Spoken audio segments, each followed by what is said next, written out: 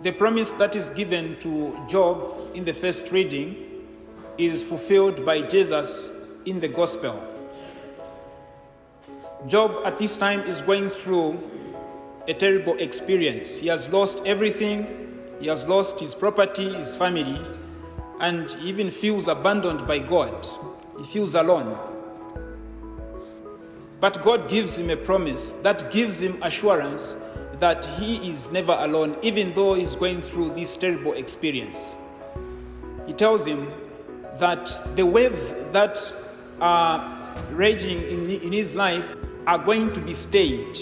That is the language that is being used. The waves are going to be stayed. They are going to be stopped.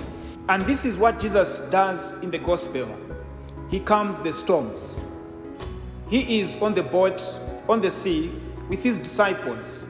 And the storms arise, and they're beating against the boat, and the boat is almost sinking. The disciples are afraid. They go towards him and they say, "Teacher, Lord, don't you care that we are perishing?" Jesus, of course, he is disappointed because they are faithless. They are supposed to express faith that since he is there also in the boat is not going to sink. But anyway, he heeds their request and he calms the storms.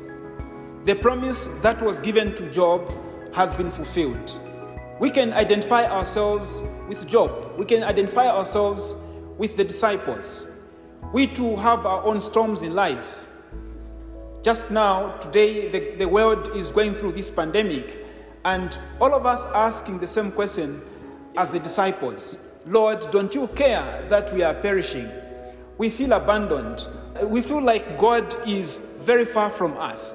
Doesn't he care that this thing is perishing us? It is killing us. Before, it was just statistics. We just used to hear about people dying. People have died. But now it is no longer statistics. We can attach faces to the people that are dying. We can attach names to the people that are dying. It is the people that we love, the people that we live with in our families, in our compounds, in our community, in our country, in our church, the people that we know. And we are asking Jesus, we are asking God the same question. Don't you care that we are perishing? In other words, what is the position of God in all this? We are like Job. We are losing everything, and we are losing our faith as well. But God is giving us a promise that these waves are going to be stayed. And when Jesus wakes up from sleep and he calms the storms, he fulfills that promise. But we have to have faith. We have to believe, to trust that we are not alone in this whole situation.